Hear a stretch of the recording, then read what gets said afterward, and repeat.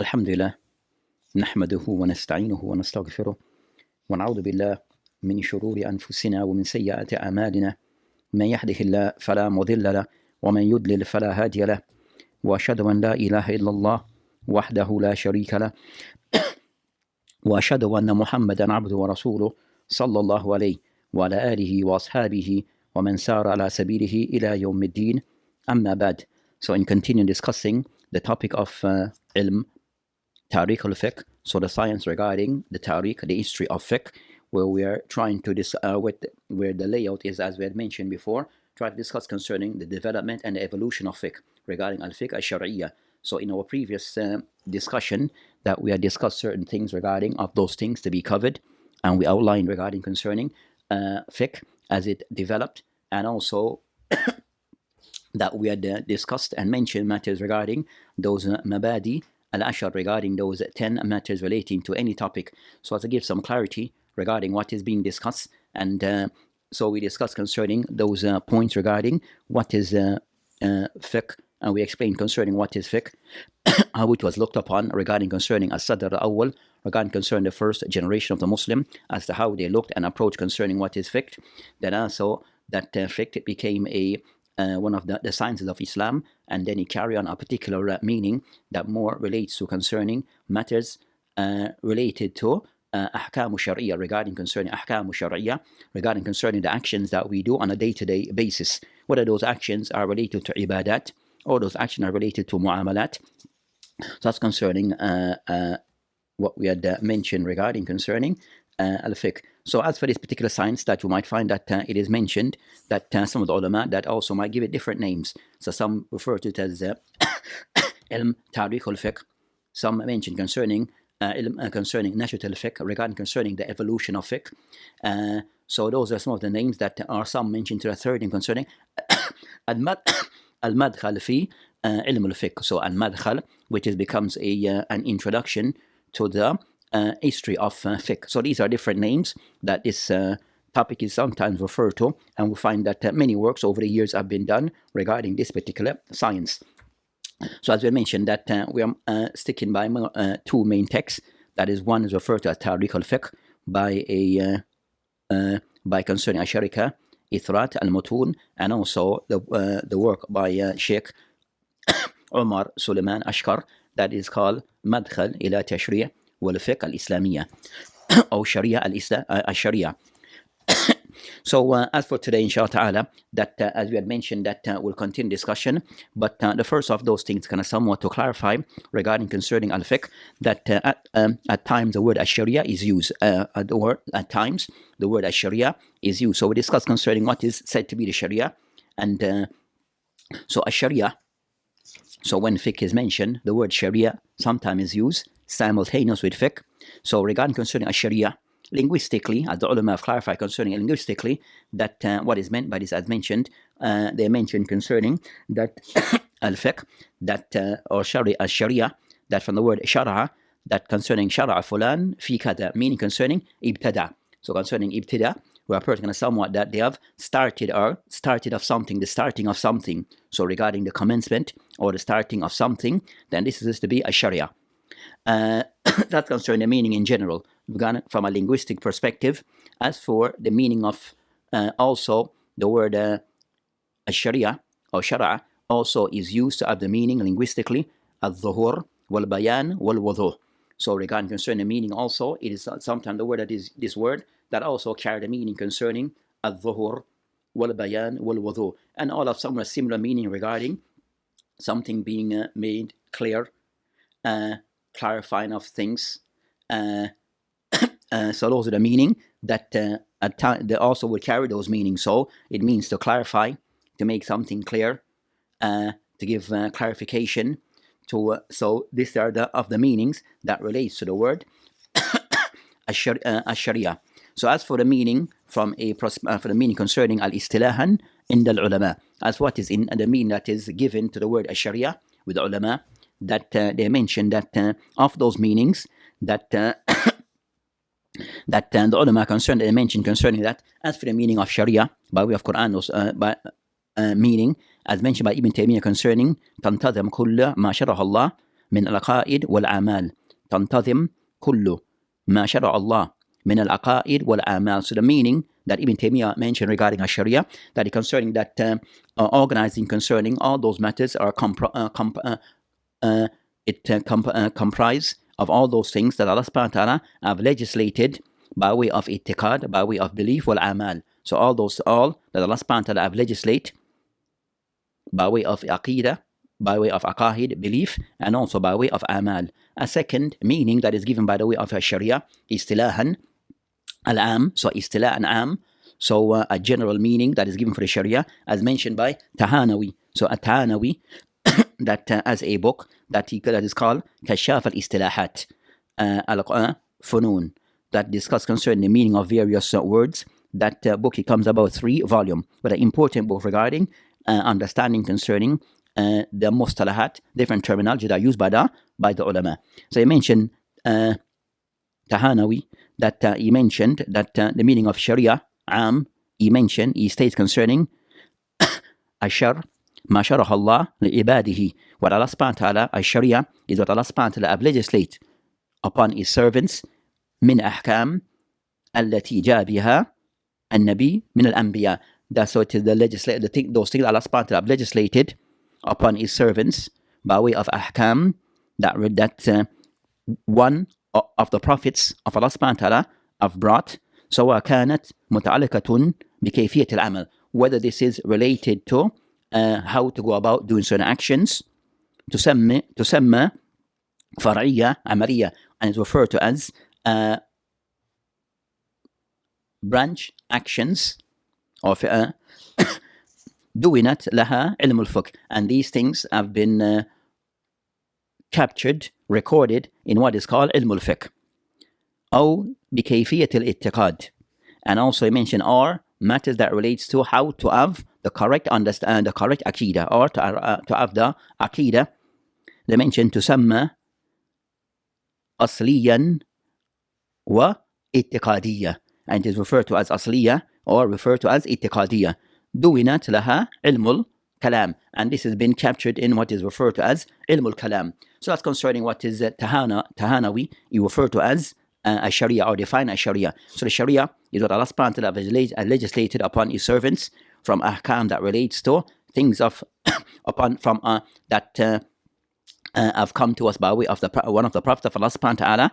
These things relate to things regarding our actions, day-to-day actions, and these have been recorded in the books of fiqh, and also by way of our belief system. And he mentioned this is referred to as itiqadi, matter concerning al-asliya or itiqadiyya, and he mentioned that it is captured or recorded in what is called ilm al-kalam. As for what you refer to as ilm al-kalam, just that this use of this terminology of ilm al-kalam, that is something that came later on, but not a word that was used regarding itiqad amongst the Salaf. So from the ulama of the early generation, they would not use this term ilm al-kalam, as in the early generation they more so were very harsh and against concerning ilm al-kalam.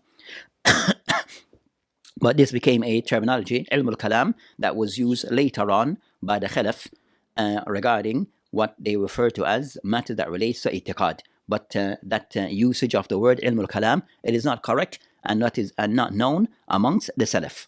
But rather they were very much against using concerning ilm al-kalam. Also you find Ibn Athir rahimahullah that he mentioned what is Sharia, ashar wa Sharia huwa ma sharaha Allah li ibadihi min ad-din. He mentioned that Sharia is what Allah subhanahu wa ta'ala have legislated upon his servants regarding matters of the deen. Ay sannahu wa Allah subhanahu wa ta'ala lahum, Allah subhanahu wa ta'ala have legislated these things for them, wa iftiraduhu alayhim, and also those things are compulsory upon them, or those things have been made compulsory upon them. So those are the meaning regarding Ash-Sharia. So as from this ulama mentioned the word Ash-Sharia, that is more comprehensive than the word al-fiqh. So the word Sharia is more comprehensive than the word fiqh. So fiqh is more so then so that's concerning, from that meaning, it gives that a general meaning where it comprises concerning all matters regarding those things Allah subhanahu wa ta'ala have legislated upon his servant. A second use of the word Sharia that is mentioned istilah khas, between some of the ulama, between the ulama, where they use the word concerning that sharia, that some of use the word sharia regarding concerning كيفية العمل. So regarding concern that so is more so they use the word in a specific way regarding concerning متعلقة بكيفية العمل مما تضمنت الكتاب والسنة دون أحكام الاعتقادية والأخلاقية. So some of the ulama that they're more, or some of the ulama that have given the word sharia a specific meaning, and this specific meaning it relates regarding أحكام العملية. So it's more so in relation to the sharia that means concerning أحكام العملية regarding day-to-day practice, regarding halal and haram, regarding ibadat wal muamalat. So they mentioned that's also the meaning that can be taken from the Quran, the Sunnah. So regarding concerning how the person to act as taken from the Quran, the Sunnah, without discussing matters relating to belief and things regarding akhlaq, the person's conduct and behavior.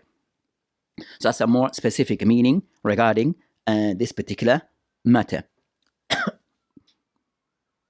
So you find concerning some of the ulama that they mention concerning al-nasafiyya. So regarding concerning what they mention concerning in the aqaid al-nasafiyya, where they mention concerning that discussing concerning al-sharia, they describe concerning al-sharia meaning al-ilm متعلقة بالأحكام الفرعية يسمى علم الشرائع والأحكام. Then they mention والأحكام الأصلية يسمى علم التوحيد والصفات. So in this aqidah that have been collected regarding aqaid and nasafiyya that he mentioned, which is aqaid of one of the ulama of the Asha'ira, one of the ulama of the Asha'ira al-Mutaakhira, that he mentioned regarding concerning in defining al-Sharia, that he mentioned regarding al-Sharia is those things that are linked or attached to ahkam al-far'iyya, that and this is referred to concerning the person's actions, that is related, that is referred to ilm al-shara'i wal-ahkam. And as for those matters that relates to the usul of the deen, or matter that relate to usul al-deen, they refer to as being matters concerning al-ilm al-tawheed was-sifat, matters regarding al-usul al-asliyah, that they mention as being concerning ilm al-tawheed was-sifat.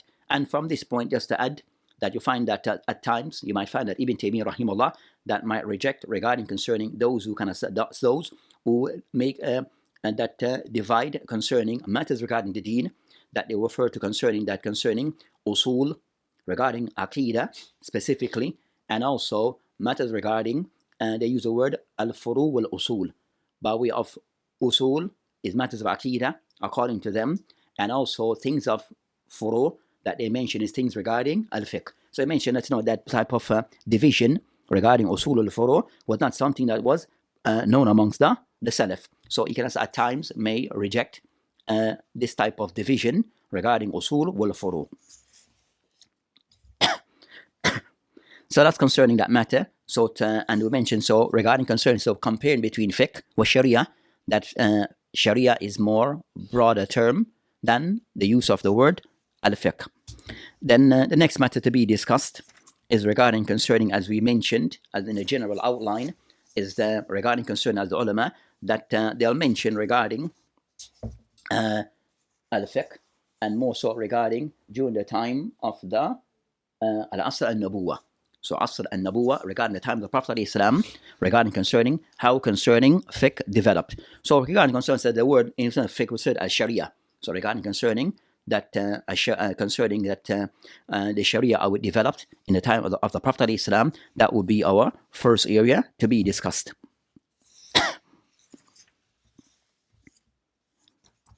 So regarding concerning al-fiqh in the time of al-nabuwa, in the time of the Prophet ﷺ, that that they mentioned that this concern that it start, so this era or this time, that it started from the time of the concern of the Prophet ﷺ being commissioned as a prophet. So the Prophet ﷺ, from the time that he was commissioned as a prophet up until his death. So from a time, so to be concerning, so from the time of the Prophet ﷺ being commissioned as a prophet up until the time of his death. So from the year that he was the age of 40 upon 63.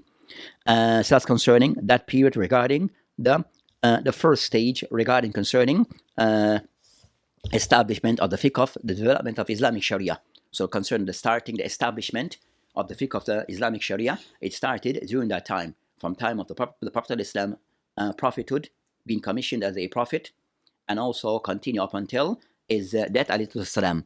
So regarding concern that period, that what they discussed regarding that one to be discussed regarding concerning that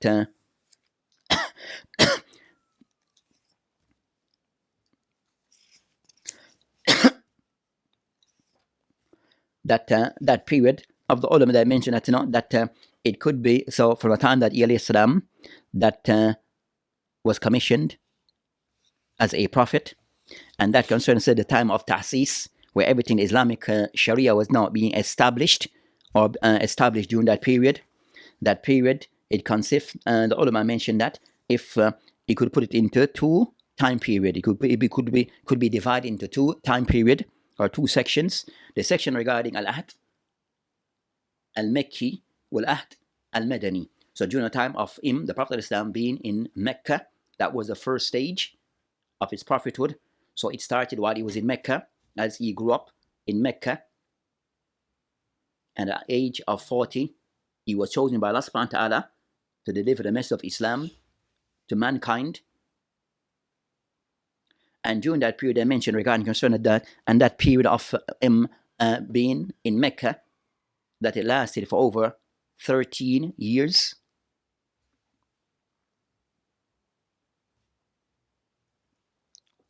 So that it started from, that it lasted for over 13 years.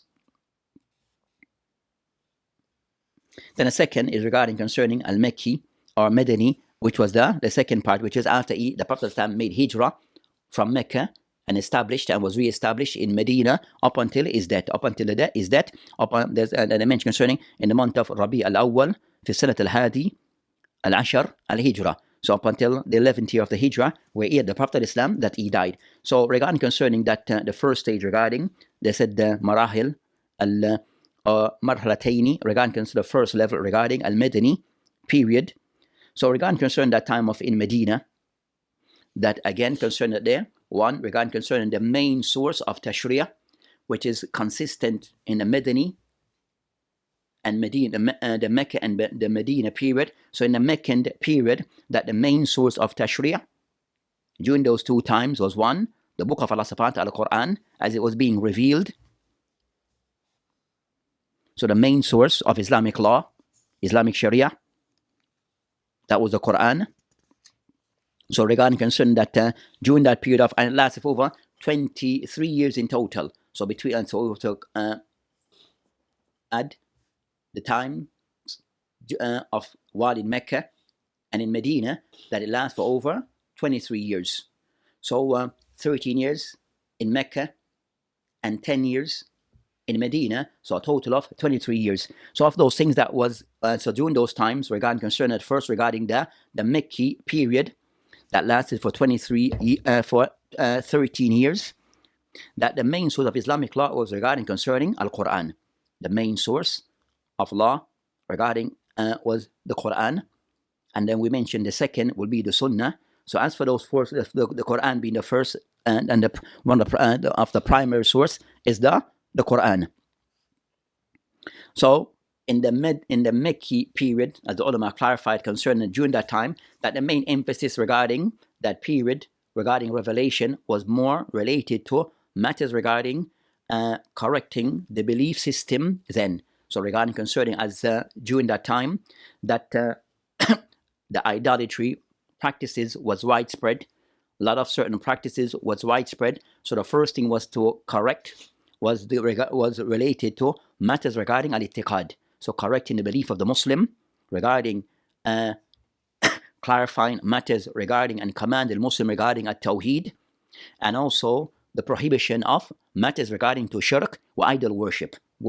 So the main emphasis during those times was regarding clarifying matters regarding at-tawheed, and also clarifying matters regarding those matters regarding also against shirk, against a shirk. So the primary stuff was that also regarding trying to clarify certain matters regarding the akhlaq of the Muslim, or they say tazkiyatun nufus. So regarding concern the Muslim regarding his conduct and is general concerning that and how to purify his soul. So the main emphasis regarding those matters, discussing the matters concerning of the akhirah and those things.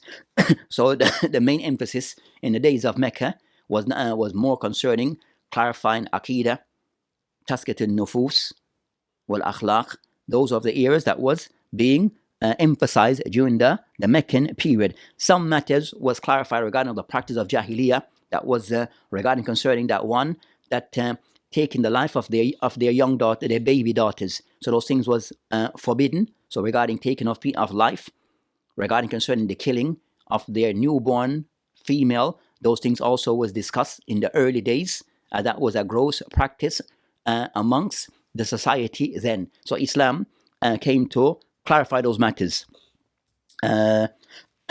So those things that were somewhat clarified in the early days regarding the Meccan period. So also of the things regarding the Quran as being revealed then, it was revealed concerning in portions. It was also revealed in portion, not everything.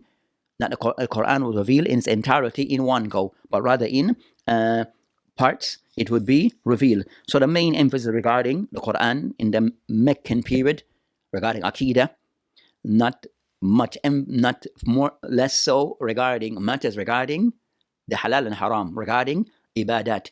But some of the ibadat that was somewhat legislated in the Meccan period regarding salah. So of the acts of ibadat that was legislated in the Meccan period was that of salah. So it was legislated initially regarding commanding the Muslim that they should pray, and the Prophet ﷺ to pray. But it was not, so it was still in the initial state. It was in the initial state that it was revealed that they should establish a salah. So they established the salah. Then, so that's concerning of those things that was the highlights of the Meccan period. And then the Prophet ﷺ, then he was told to make, or commanded to make al-hijrah with the Muslim. So the Muslim that they left from Mecca, and then they re-established in al-Medina.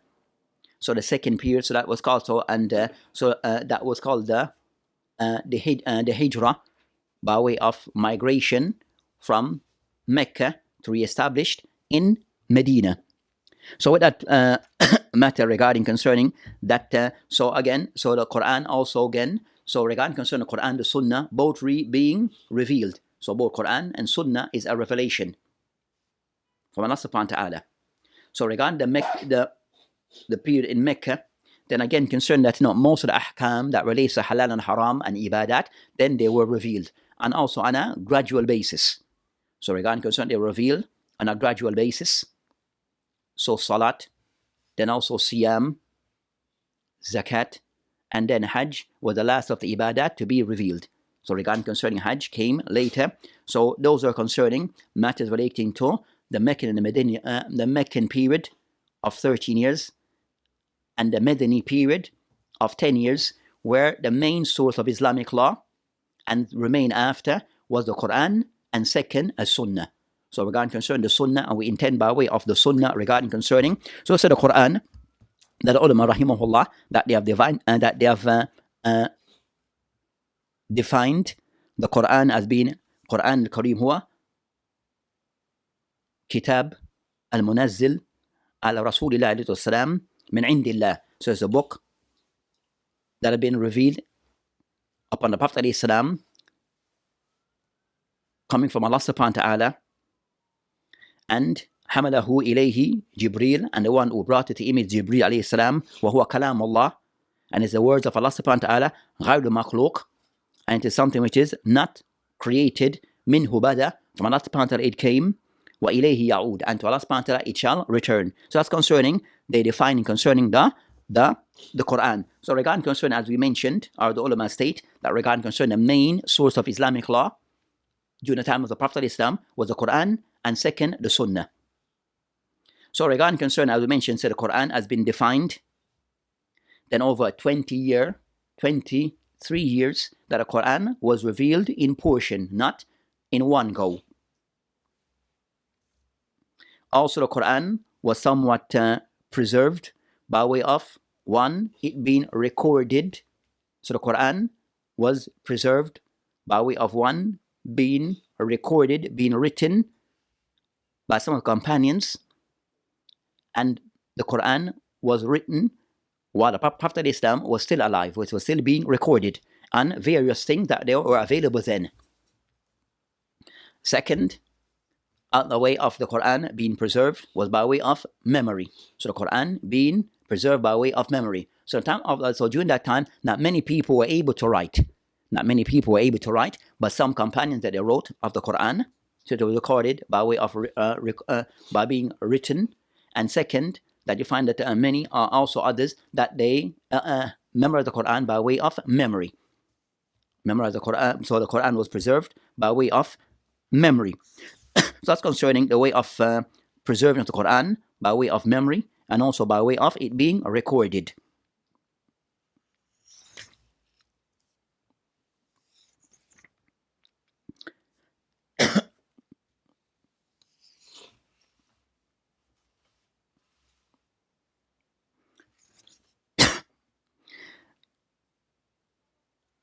Then the next matter regarding concern, so as I mentioned with the other matter regarding concerning that the next source of Islamic law is the Sunnah.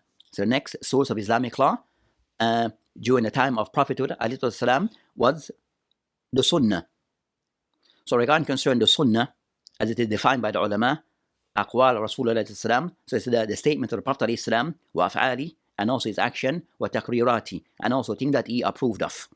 So the Sunnah is the speech of the Prophet ﷺ, also his actions, and also things that he approved of that were done by others, meaning others, the Sahaba. So the Sunnah, where Allah subhanahu wa ta'ala revealed the Sunnah to the Prophet ﷺ, and the Sunnah that is positioned with the Quran. So next is regarding concerning that the Sunnah is things that is the things that the Prophet ﷺ said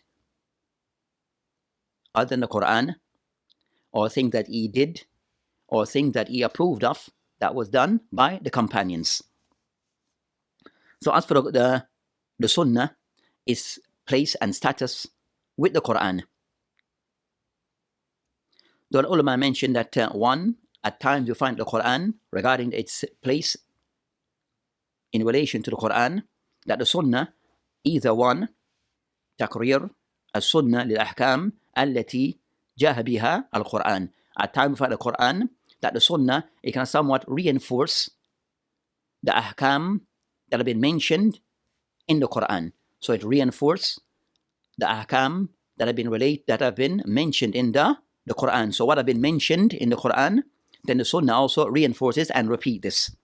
So regarding concerning al-amr bis salat, was zakat, was siyam, wa amr concerning at-tawheed, wa nahi an shirk, all those things you'll find that both are the Sunnah reinforce those things and reconfirm those things. So a reconfirmation, a confirmation, and reinforcement by way of the Sunnah of those matters that are already mentioned in the Quran. So we'll find that the Sunnah here, that muwafaq is kind of somewhat coinciding with the Quran. The second of those matters that relates to the position of the Sunnah with the Quran, that the Sunnah أن تأتي السنة بأحكام لها أصل في الكتاب.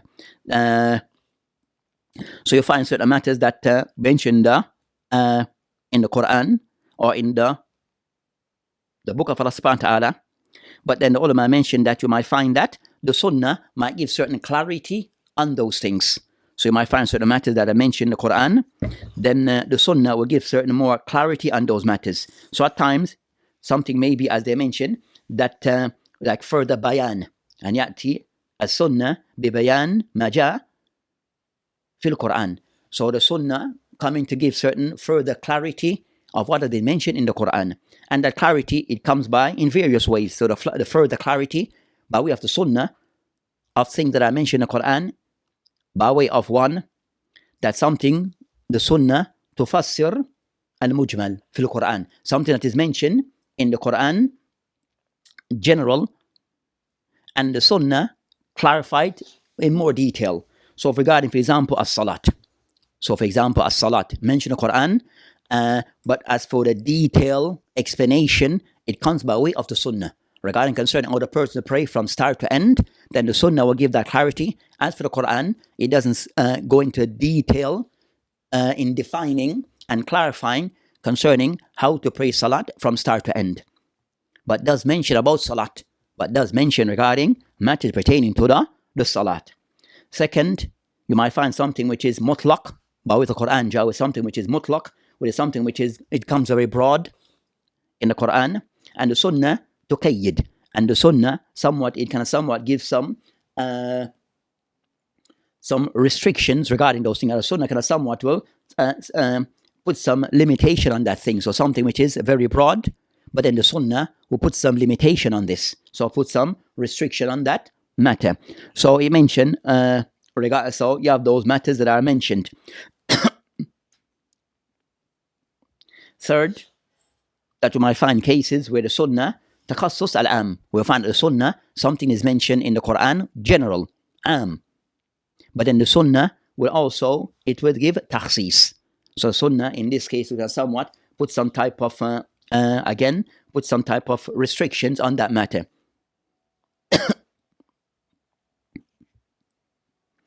So it is mentioned, for example, in the Quran, it mentioned, yusikum Allah fi awladikum. Allah subhanahu wa ta'ala mentioned, yusikum Allah fi awladikum. Allah subhanahu wa ta'ala, regarding concern that advise you regarding inheritance for your children, regarding and the inheritance regarding your children. So it mentioned here awladikum.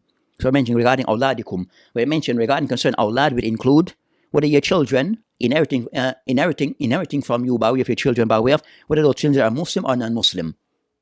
But then you find that the Sunnah, it clarified regarding inheritance regarding la yarith al-Muslim al-Kafir.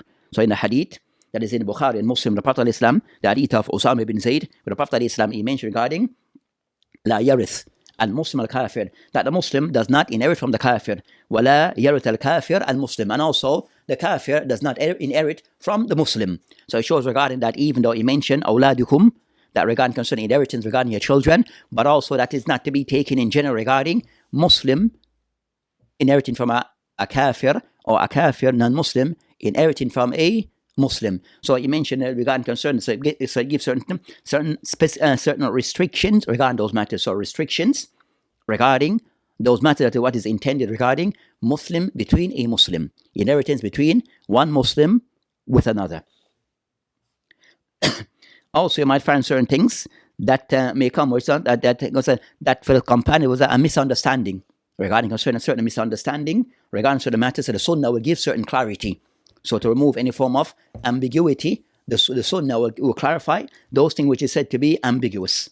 As mentioned, Allah subhanahu wa ta'ala mentioned, "Kulu washrabu hatta yatabayyin al-khayt al-abyad min al-khayt al-aswad min al-fajr." So regarding concerning ayah in Surah Al-Baqarah regarding a siyam, that kulu washrabu, that you can eat and drink, hatta yatabayyin tabayyin lakum al-khayt al-abyad min al-aswad, regarding concerning to clarify regarding the thread, the night, regarding concern the night and the day, min al-fajr. Then the Prophet Islam, he clarified those matters, as some companions were not clear regarding what that meant or understood something. Then the Prophet Islam, he clarified regarding what was meant by this. So, and also that's concerning those matters. So clarity, bayan by way of the Sunnah regarding certain matters mentioned in the Quran.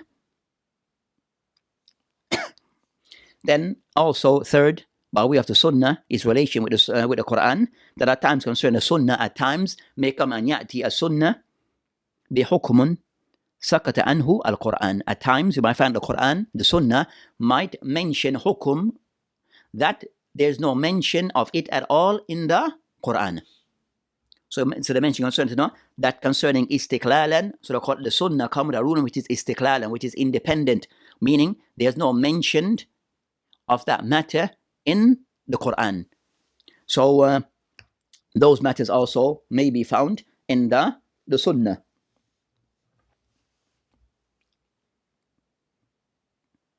So for example, the matter regarding concern that they mentioned that in the Sunnah, where the Prophet ﷺ mentioned the hadith that is taken from Bukhari and Muslim, hadith of Ibn Abbas, where he mentioned yuhrim min al-ridha ma yuhrim min al-nasab, where he mentioned regarding that a person who have breastfed from a lady other than his mother, then her children, that person is like taken as her child. So that is to show regarding concern that hukum is not mentioned at all in the Quran, but mentioned independently in the Sunnah. So the Sunnah, it comes with those matters. So matters where it is clarified matters is mentioned. It also confirm matters, and also at times may have its own independent ruling. So that's concerning, as mentioned by the ulama, that the two main sources that are the Quran and the Sunnah. and that still continues after. So it's still also that still holds until Yawm al-Qiyamah regarding the main source of Islamic law is taken from the Quran and the Sunnah, and that was then in the time of the Prophet Islam and remain until Yawm al-Qiyamah. Then the third source that is mentioned by the ulama is regarding concerning that al-ijtihad, al-Rasul alayhi salam. So the Prophet alayhi salam making ijtihad. So the Prophet alayhi salam regarding his own ijtihad on matters.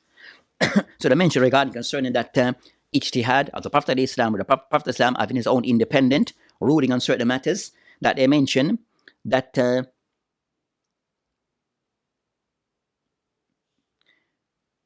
al-ijtihad by the Prophet alayhi salam while the Quran in the time of revelation, that they mentioned that as mentioned by Ibn Hazm rahimahullah, he mentioned ajma'at al-ummah, that the ummah has agreed upon على أنه يجوز لنبينا, that is permissible for our prophet, ولغيري, and for other than him, من الأنبياء, other than him amongst the Anbiya عليهم الصلاة والسلام, ijtihad, that it is allowed. He mentioned that it is an ijma apart from this ummah, that it is permissible for our Prophet alayhi salam and also another prophet, that alayhi salam, for them to make ijtihad فيما يتعلق بالمصالح الدنيا, regarding things that relates to the benefit, things that are beneficial in this dunya, وتدبير الحروب ونحوها, and concern regarding that management of the army, organized of the army, and other than this. So things regarding of the dunya, things regarding al-harb, then regarding concerning and of other matters, that regarding concerning those matters that the Anbiya may make ijtihad. So regarding concerning other matters regarding farming, regarding concerning that matters regarding farming, cultivation. So those things that the Anbiya may make ijtihad in those matters. Anbiya regarding concerning things of the dunya. So the Prophet Islam have at times make ijtihad regarding those matters, regarding concerning mention, regarding concerning that pollination of the palm tree. Then Islam make ijtihad. And those ijtihad, it goes back to either a tajriba, the person who somewhat have tajriba, they have experience on those matters, and speciality in those matters. So those matters are things of the dunya. But Islam that have ijtihad on those matters. Then the next area, as I mentioned, ijma regarding those matters. The second area regarding ijtihad of the Prophet ﷺ, they mentioned اختلفوا في حكم الاجتهاد اجتهادهم في أحكام الشرعية والأمور الدينية. So there's a difference between the ulama regarding Anbiya and our Prophet ﷺ, regarding them, the Anbiya, making ijtihad regarding أحكام الشرعية, regarding concerning matters that relates to أحكام الشرعية والأمور الدينية, and things that relates to the deen. So things that relates to the deen specifically are the prophets, the Anbiya, allowed to make ijtihad. And also included regarding our Prophet ﷺ, is he allowed to make ijtihad regarding concerning matter that relates to ad-diniyah. Then I mentioned that with this, the ulama, they fall into two opinions. The first opinion regarding al-mani'un, those who hold that the Anbiya do not make ijtihad regarding matters concerning ad-din, wal-umur al-shar'a, ahkam al-shar'iyyah. So of the ulama who take the position that the Anbiya are not allowed to have ijtihad in matters that relates to umur al-diniyah and also ahkam al-shar'iyyah. And they mentioned as their proof, they said that as a proof of this, they mentioned Allah mentioned it by stating وَمَا يُنْتِقْ عَنِ الْهَوَىٰ إِنْ هُوَ إِلَّا وَحْيٌ يُوحَىٰ. So they mentioned مَا يُنْتِقْ عَنِ الْهَوَىٰ, that he, the Prophet ﷺ, does not speak from his own desire. in huwa illa wahyun, except is a revelation that have been revealed to him. So they mentioned that when in Surah Al-Najm, that they mentioned that show that Islam, whatever that comes from him, that is a part of revelation. So there's no ijtihad. So there's no ijtihad from the Anbiya. That's the view taken by some of the ulama. And of those who align or take that view is the matter of the Zahiriyah. And the Zahiriyah in general concerns the matter concerning, they said no, so that's the matter of the Zahiriyah. And also of the madhab of Ba'd Mu'tazila. So the madhab of Ba'd Mu'tazila.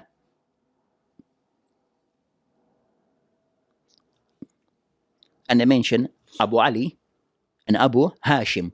So, but that's the madhab, so that's the Zahiriyah and others who have taken that view.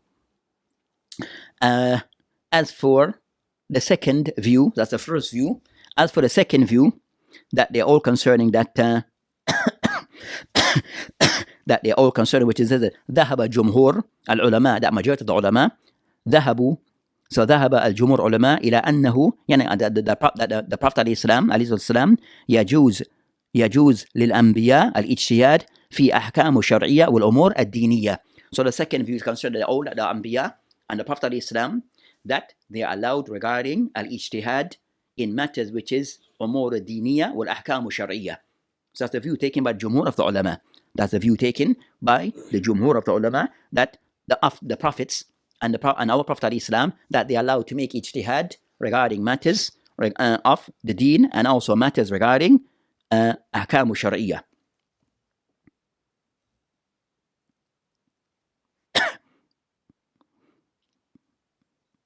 So that's concerning that matter in brief, and the call of Jumhur is the correct view in overall. Where, as I said, so overall, regarding concern, that's the correct view regarding that particular matter.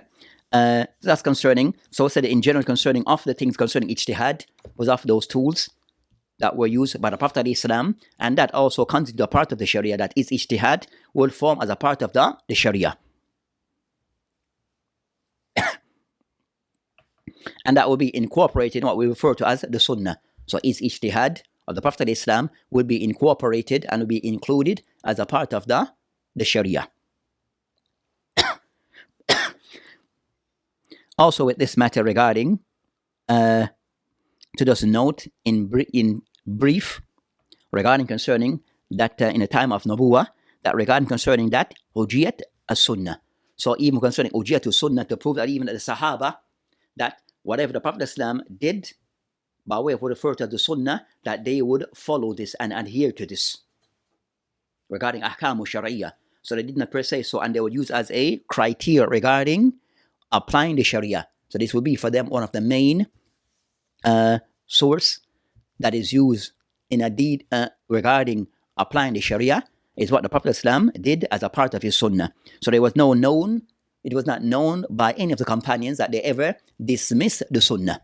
It's not been recorded that any of the companions ever dismissed and rejected a Sunnah of the Prophet ﷺ, but rather they were keen in applying concerning the Sunnah. So Hujjiyat to Sunnah by way of one, that the Sahaba implemented the Sunnah,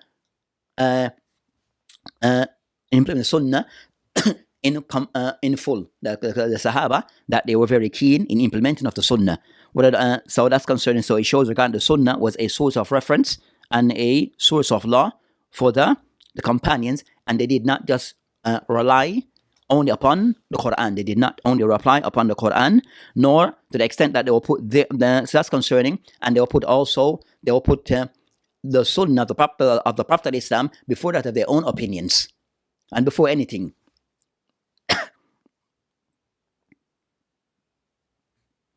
And by this also regarding the Sunnah, that the companions, they hifz of the Sunnah regarding how they preserve the Sunnah, that so that's concerning that matter. So the next matter regarding concerning that, so that's concerning how the companions preserve the Sunnah, that one, preservation of the Sunnah of the Prophet Islam by the companions during his time by way of their amal, by way of actions, and also second by way of hifz. So memorization of the Sunnah, so they will memorize the Sunnah, and also hifz, also by way of memorizing of the Sunnah, and also the Sunnah was also preserved in the time of the during that time while the Prophet ﷺ was still alive. That also some recording of the Sunnah. So you have some recording of the Sunnah. So some of the companions had recorded or written down some of the Sunnah. So the Sunnah was not recorded in totality, but you find that some individual from among the Sahaba recorded some portion or some of the Sunnah. So a discussion between the ulama. So the matter regarding concern that initially that the companions were not allowed to record the Sunnah, but most of the during it, and then eventually allowance was given. That's the next discussion. But overall, regarding to that, is agreed upon that the Sunnah was written or was recorded to some degree during the time of the Prophet ﷺ. So the Sunnah was recorded to some degree during the time of the Prophet ﷺ, and the evidence is clear regarding that, to the extent that you find that some of the companions that were known to have recorded things were known to have recorded portion of the Sunnah. So as Iyalist, I'm going to somewhat mention that the hadith showed the permissibility that recording of the Sunnah, that it is mentioned regarding concerning that where Iyalist mentioned Uktubu li Abi Shah, where Abi Shah things was recorded for him, and that hadith that of Abu Shah, where things were recorded for him, that particular hadith is mentioned in is mentioned in Bukhari wa Muslim wa Abu Dawood wa At-Tirmidhi.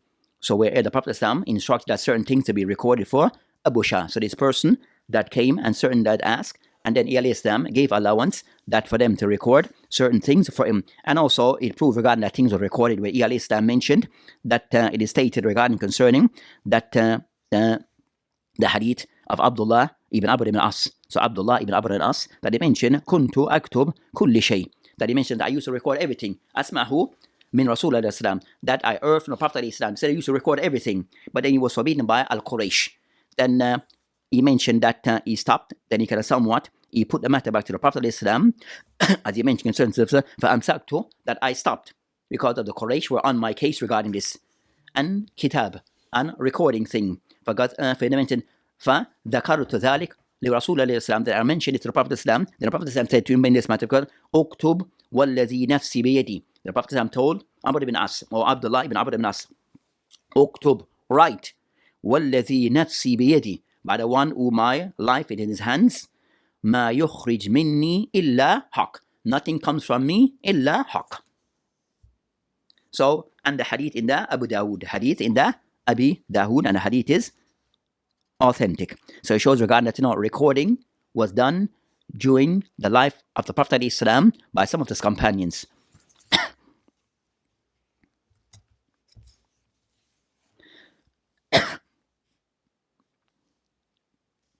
And next matter regarding concerning matters regarding during the time of the Prophet ﷺ regarding at-tashri'ah, matters regarding at-tashri'ah, and matter the ulama discussed regarding concerning al-ijtihad al-sahaba.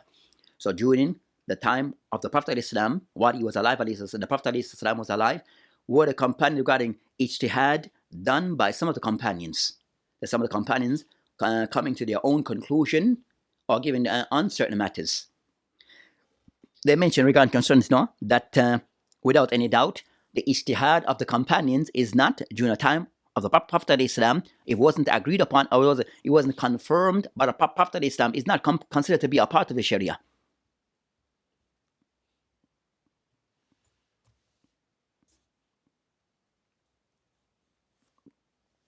So they mentioned regarding concerning that the matter, they find that some of the matters that came to the companions regarding that certain matters come by way of text. So their ijtihad was by way of understanding the text, or at times applying certain texts. So the ijtihad of the Sahaba was by way of at times understanding certain texts, and also by way of applying certain texts regarding what have come by way of the Quran, the Sunnah. So you find certain cases where they may have a certain opinion regarding how to understand and apply certain texts. So of those more famous, so you find cases regarding that Islam regarding concerning that they were out, the companions were away on an excursion or on a trip, battle, and that one of the companions that wanted to perform, it was time for Salah, and he wanted to perform al-ghusl, so in a state of janaba, and he need to perform al-ghusl. So he decided that, the way to kind of somewhat, he didn't understand concerns, so he wished to, as I said, roll in the dirt.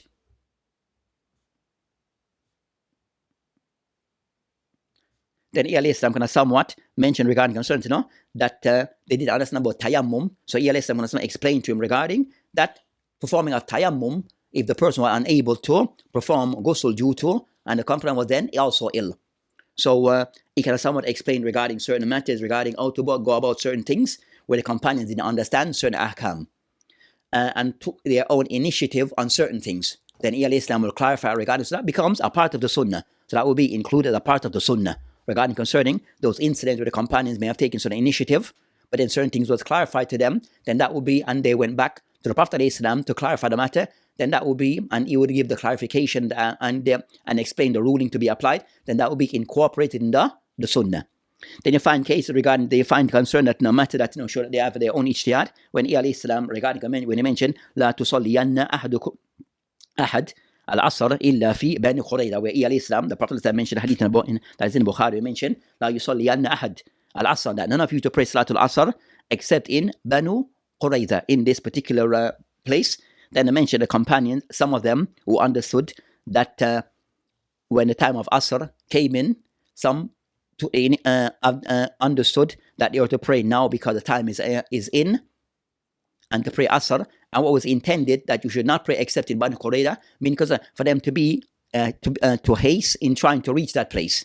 So try for them to haste in trying to reach of that place. But if the salat reached them before, then they should still pray the salat in its time. And the other view, all that know that the person that they are not to pray except when they have arrived in Banu Qurayza. So the second view are some of the companions who were amongst that team, amongst that group, who took the understanding that they are not, the instruction was that for them not to pray until they have reached that area or reached that place of Banu Qurayza. So you have that difference between a companion regarding how to apply certain things, but no dispute regarding acceptance of the sunnah. So there's no dispute regarding acceptance of the sunnah. So they mentioned regarding concern those matters that, so the Prophet ﷺ in most cases will clarify those matters regarding those matters that have come to the attention, that came to his attention, that some of the Sahaba may have taken their own initiative in trying to understand or to apply those texts.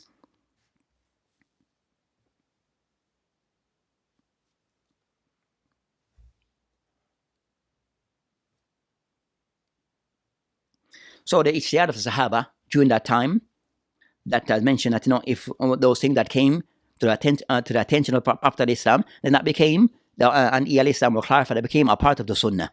That became a part of the Sunnah.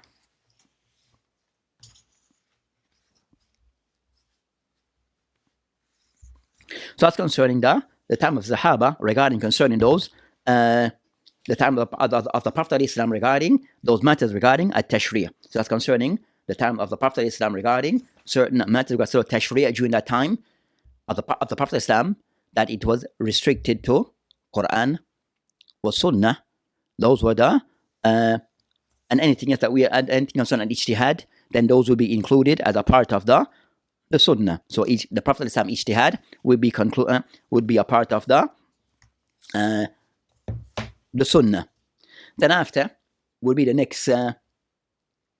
What comes next will be the time of the Sahaba. So after then, so that end with the death of the Prophet Islam regarding the first stage, regarding concerning at-tashri', that referred to as tashri', where the source of Islamic law was put in place, and that source is considered is revelation, al-wahi. That wahi is by way of Quran and by way of the Sunnah. Now, as for concerning al-ijma', so our next matter regarding al-ijma'. So it's mentioned that ijma' in the time of the Prophet Islam was not considered because he was the primary and the only source. So even, for example, all the people, all the Sahaba were to agree upon a matter, that would not be considered to be a source of law. So the companions were to agree upon a matter during the life of the Prophet Islam, it will not be considered to be a source of law. So the law was restricted to the Quran and to the Sunnah. So that's concerning that stage regarding that particular, regarding concerning Tariq al-Tashri'. or Tariq al-Fiqh al-Islamiyya, that the first stage regarding the time of An-Nabuwa, Al-Asr An-Nabuwa, and we mentioned so in summary regarding concerning that the time of Nabuwa, that it lasted for over 23 years. The first of that was the time of, from the time that the Prophet Islam was commissioned as a prophet at the age of 40 while he was in Mecca. He lived in Mecca and revelation being revealed to him in portion for 13 years. During that time, most of the revelation regarding certain things regarding belief, clarification regarding belief, regarding at-Tawheed, and fundamental belief concerning Islam, the belief system of Islam, and also matter regarding at-Tazkiyatun Nufus, purification of the soul, and things regarding akhlaq. Certain few matters regarding Allah was revealed then. So regarding concerning the law, regarding concerning a few things of those concerning Salah, after Isra wal Mi'raj, then also regarding concerning certain practices that was predominant then that Islam wished to cut out, regarding concerning of those practices regarding that taking a life of their daughters by burying them and the likes, those things was eradicated in the early days. So those things, while in Mecca, those things was eradicated within the Islamic, within revelation. So those of those things, then the next, then they made a migration and left Medina, left Mecca, and then went to Medina because of the persecution that was taking place in Mecca. Then eventually they migrated and settled in Medina, where during the Medina period, the period in Medina that lasted for over 10 years with the Prophet Islam, that all the legislation was completed then regarding concerning all the matter regarding ibadat, wal mu'amalat, wal akhlaq. Also still emphasize the matter concerning aqidah, as during the time of in Medina, they start to meet up concerning people who are from Al-Kitab, from the Jew and the Christian, so also to clarify the falsity in their belief.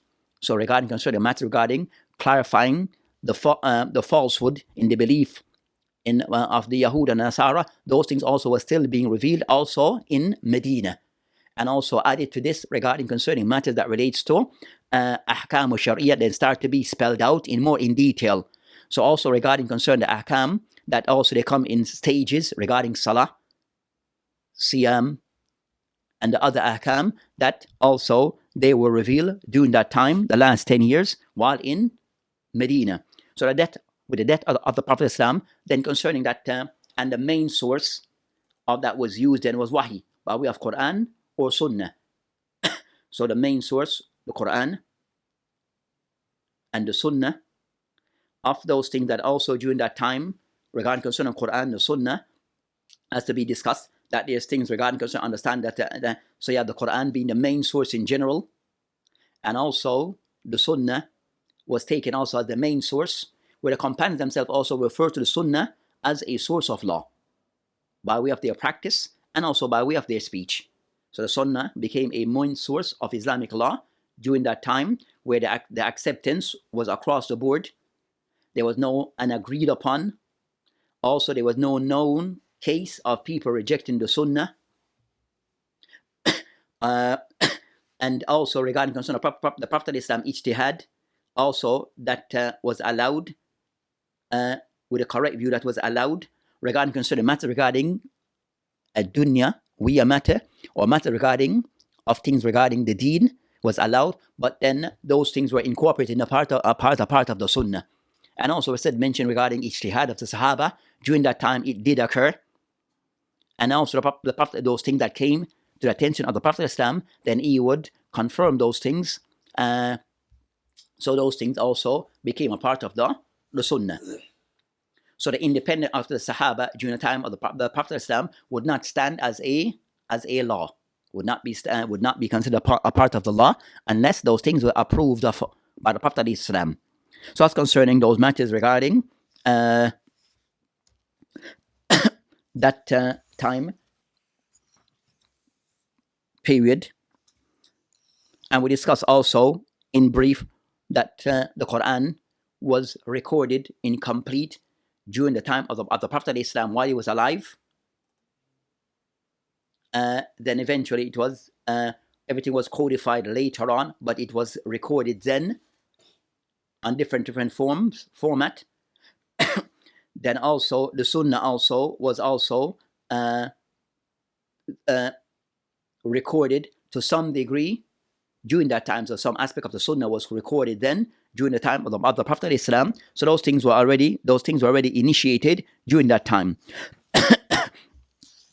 So the next stage will be concerning that the time of Asr Sahaba, and that will be discussed in the next session regarding التشريع تاريخ التشريع في عصر الصحابة. So tashri'ah in the time, or al-fiqh in the time of the Sahaba. So fiqh in the time of the Sahaba. That will be the next discussion, where we discuss concerning certain matters regarding al-fiqh in the time, or the development of fiqh in the time of the Sahaba. So it is inshallah ta'ala will end. وبالله تعالى توفيق وهذه السبيل والآخر دعوانا الحمد لله.